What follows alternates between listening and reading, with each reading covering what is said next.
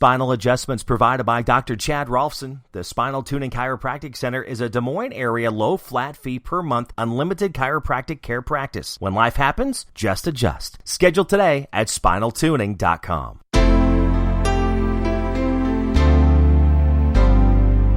It's story time. I'm Jimmy Olsen.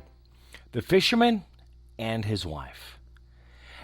There was once upon a time a fisherman who lived with his wife in a miserable hovel close by the sea, and every day he went out fishing. And once, as he was sitting with his rod, looking at the clear lake, his line suddenly went down, far down below. And when he drew it up again, he brought out a large flounder. Then the flounder said to him, "Hark you, fisherman, I pray, let me live. I am no flounder really, but an enchanted prince. What good will it do to kill me? I should not be good to eat. Put me in the water again and let me go." "Come," said the fisherman, "there is no need for so many words about it. A fish that can talk I should certainly let go anyhow." With that, he put him back again into the clear water, and the flounder went to the bottom, leaving a long streak of blood behind him. Then the fisherman got up and went home to his wife in the hovel. "Husband," said the woman, "have you caught nothing today?" "No," said the man. "I did catch a flounder who said he was an enchanted prince, so I let him go again." "Did you not wish for anything first?" said the woman. "No," said the man. "What should I wish for?" "Ah," said the woman, "it is surely hard to have to live always in this dirty hovel. You might have wished for a small cottage for us. Go back and call him. Tell him what to have a small cottage. He will certainly give us that." "Ah," said the man. "Why should I go there again?" "Why," said the woman, "you did catch him, and you let him go again. He is sure to do it. Go at once." The man still did not quite like to go, but did not want to oppose his wife, and went to the sea. When he got there, the sea was all green and yellow, no longer smooth. So he stood and said, "Flounder, flounder in the sea, come, I pray thee, here to me, for my wife, Dame Isabel Willis, not as I'd have her will." Then the flounder came swimming to him and said, "Well, what does she want then?" "Ah," said the man, "I did catch you, and my wife says I really ought to have wished for something. She does not like to live in the wretched hovel any longer. She would like to have a cottage." "Go then," said the flounder. "She has it already." When the man got home, his wife was no longer in the hovel, but instead of it there stood a small cottage, and she was sitting on a bench before the door. Then she took him by the hand and said to him, "Just come inside, look. Now isn't this a great deal better?" So they went in, and there was a small porch and a pretty little parlor and a bedroom and a kitchen and a pantry, with the best of furniture, and fitted up with the most beautiful things made of tin and brass, whatsoever was wanted. And behind the cottage there was a small yard with hens and ducks, and a little garden with flowers and fruit. "Look," said the wife, "is not that nice?" "Yes," said the husband, "and so we must always think it. Now we will live quite contented." "We will think about it," said the wife. With that, they ate something and went to bed. Everything went well for a week or a fortnight. And then the woman said, "Hark you, husband, this cottage is far too small for us, and the garden and yard are little. The flounder might just as well given us a larger house. I should like to live in a great stone castle. Go to the flounder and tell him to give us a castle." "Oh, wife," said the man, "the cottage is quite good enough. Why should we live in a castle?" "What?" said the woman. Go at once to the flounder, and the flounder can always do that." "No, wife," said the man, "the flounder has just given us a cottage. I do not like to go back so soon. It might make him angry." "Go," said the woman. "He can do it quite easily, and would be glad to do it. Just you go to him." The man's heart grew heavy, and he did not wish to go. He said to himself, "It is not right," and yet he went. And when he came to the sea, the water was quite purple and dark blue, and gray and thick, and no longer green and yellow, but it was still quiet. And he stood there and said, "Flounder, flounder in the sea, come, I pray thee, here to me, for my wife, Dame Isabel. Willest not as I'd have her will?" "Well, what does she want now?" said the flounder. "Alas," said the man, half scared, "she wants to live in a great stone castle." "Go to it, then. She is standing before the door," said the flounder. And the man went home, and when he got there, he found a great stone palace, and his wife was just standing on the steps going in. She took him by the hand and said, "Come in." So he went with her, and in the castle was a great hall paved with marble, and many servants who flung wide the doors. The walls were all bright with beautiful hangings, and in the rooms were chairs and tables of pure gold.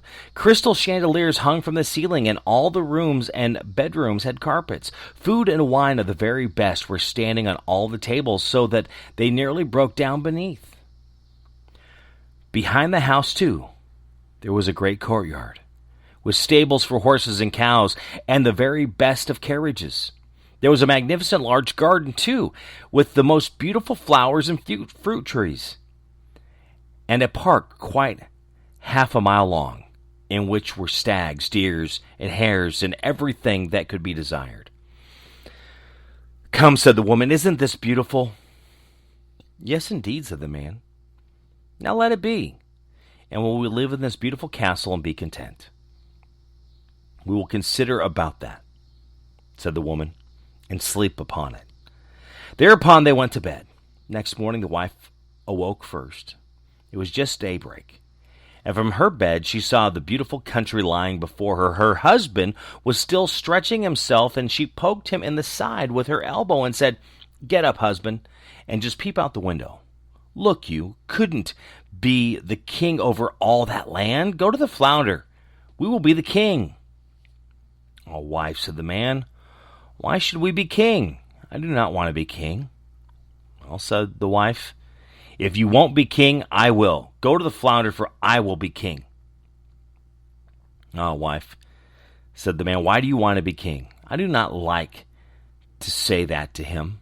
"Why not?" said the woman. "Go to him at once. I must be king." So the man went, and was quite unhappy because his wife wished to be king. "It is not right, it is not right," thought he. He did not wish to go there, but yet he went. And when he came to the sea, it was quite dark gray, and the water was heaved up from below, and smelt putrid. Then he went and stood by it, and said, "Flounder, flounder in the sea, come, I pray thee, here to me, for my wife, Dame Isabel. Willest not as I'd have her will?" "Well, what does she want now?" said the flounder. "Alas," said the man, "she wants to be king." "Go to her, she is king already." So the man went, and when he came to the palace, the castle had become much larger, and he had a great tower and magnificent ornaments. The sentinel was standing before the door, and there were numbers of soldiers with kettle drums and trumpets. And when he went inside the house, everything was real marble and gold with velvet covers and great gold tassels. Then the doors of the hall were opened, and there was the court in all its splendor, and his wife was sitting on a high throne of gold and diamonds, with a great crown of gold on her head, and a scepter of pure gold, and jewels in her hand. On both sides of her stood her handmaidens in waiting in a row, each of them always one head shorter than the last. Then he went and stood before her and said, "Ah, wife, and now you are king. Yes, said the woman, now I am king. He stood and looked at her. And when he looked at her thus for some time, he said, and now that you are king, let all else be. We will wish for nothing more. Husband, said the wife, quite anxiously. I find times pass very heavily. I can bear it no longer. Go to the flounder. I am king, but I must be emperor too. Alas, wife, why do you wish to be the emperor?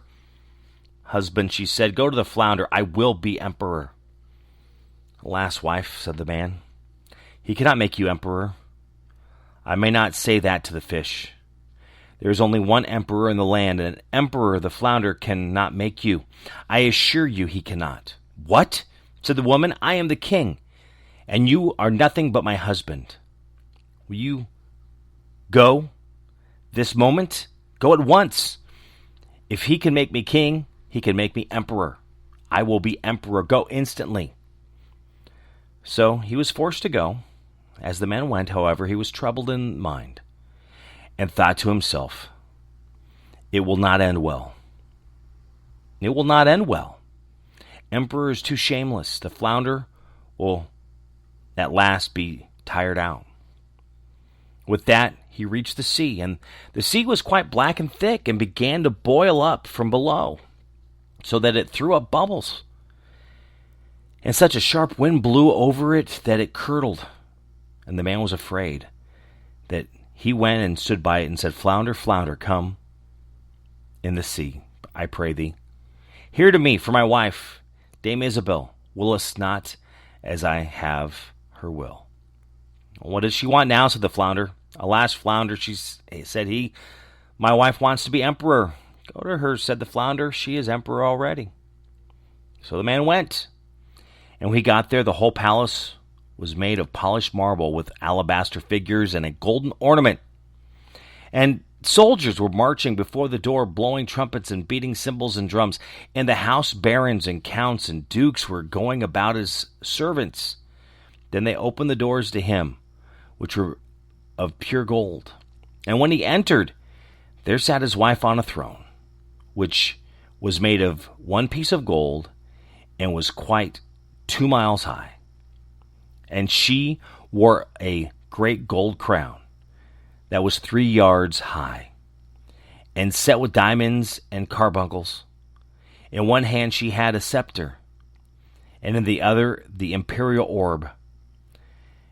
And on both sides of her stood the yeomen of the guard in 2 rows, each being smaller than the one before him, from the biggest giant, who was 2 miles high, to the smallest dwarf, just as big as my little finger. And before it stood number of princes and dukes.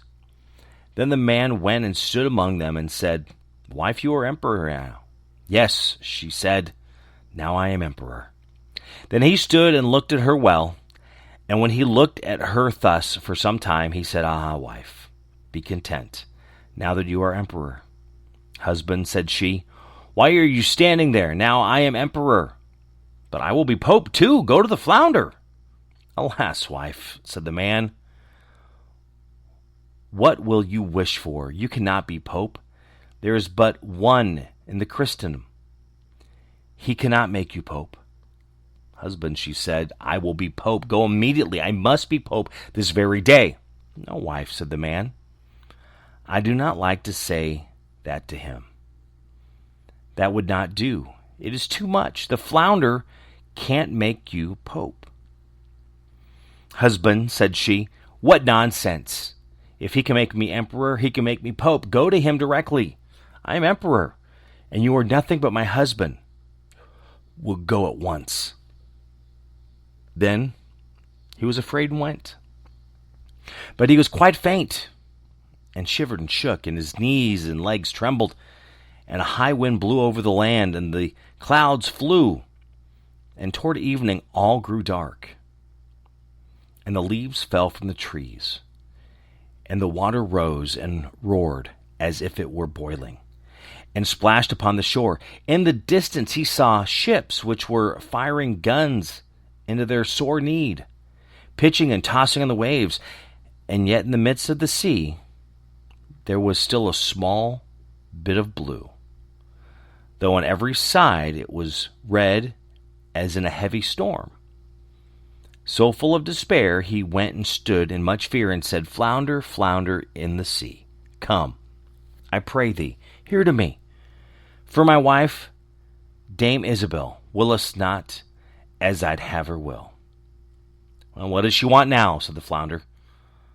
Alas, said the man, she wants to be pope. Go to her then, said the flounder. She is pope already. So he went, and when he got there, he saw that he saw what seemed to be a very large church surrounded by palaces. He pushed his way through the crowd. Inside, however, everything was lighted with thousands and thousands of candles, and his wife was clad in gold, and she was sitting in a much higher throne, and had 3 great golden crowns on. And round about her there was much churchly splendor. And on both sides of her was a row of candles, the largest of which was as tall as the very tallest tower, down to the very smallest kitchen candle.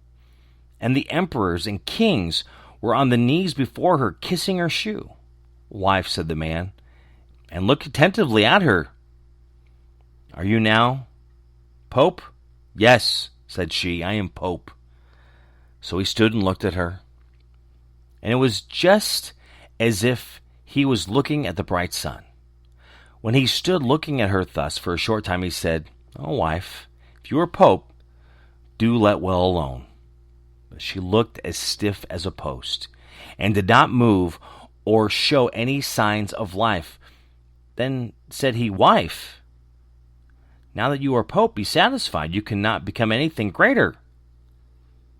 I will consider about that, said the woman. Thereupon they both went to bed. But she was not satisfied, and greediness let her have no sleep, for she was continually thinking what there was left for her to be. The man slept well and soundly, for he had run about a great deal during the day. But the woman could not fall asleep at all, and flung herself from one side to the other the whole night through, thinking what more was left for her to be, but unable to call to mind anything else. At length the sun began to rise, and when the woman saw the red of dawn, she sat up in bed and looked at it. And when through the window she saw the sun thus rising, she said, Cannot I, too, order the sun and moon to rise? Husband, said she, poking him in the ribs with her elbows, wake up, go to the flounder, for I wish to be even as God is. The man was still half asleep, but he was so horrified that he fell out of bed, and he thought he must have heard amiss, and rubbed his eyes and said, Alas, wife, what are you saying? Husband, said she, if I can't order the sun and moon to rise, and have to look on and see the sun and moon rising, I can't bear it. I shall not know what it is to have another happy hour, unless I can make them rise myself. Then she looked at him so terribly that a shudder ran over him, and said, Go at once. I wish to be like unto God. Alas, wife, said the man, falling on his knees before her, the flounder cannot do that. He can make an emperor and a pope. I beseech you, go on as you are and be pope. Then she fell into rage, and her hair flew wildly about her head, and she cried, I will not endure this. I will not bear it any longer. Will you go? Then he put on his trousers and ran away like a madman. But outside, a great storm was raging, and blowing so hard that he could scarcely keep his feet. Houses and trees toppled over, mountains trembled, rocks rolled into the sea, and the sky was pitch black, and it thundered and lightened. And the sea came in with black waves as high as church towers and mountains, and all with crests of white foam at the top. Then he cried, but could not hear his own words, Flounder, flounder in the sea. Come, I pray thee, here to me, for my wife, Dame Isabel, wills not as I'd have her will. Well, what does she want now? Said the flounder. Alas, said he, she wants to be like unto God. Go to her, and you will find her back again in her dirty hovel. And there they are living at this very time.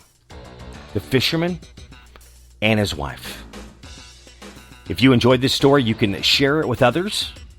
Thank you for doing so. You can always follow along to Storytime Theater as well through any platform. Do you listen to your favorite podcasts? Through Apple Podcasts, Google Play. You can also subscribe to my YouTube page to find this podcast and many more, which is My Buddy Jimmy 101.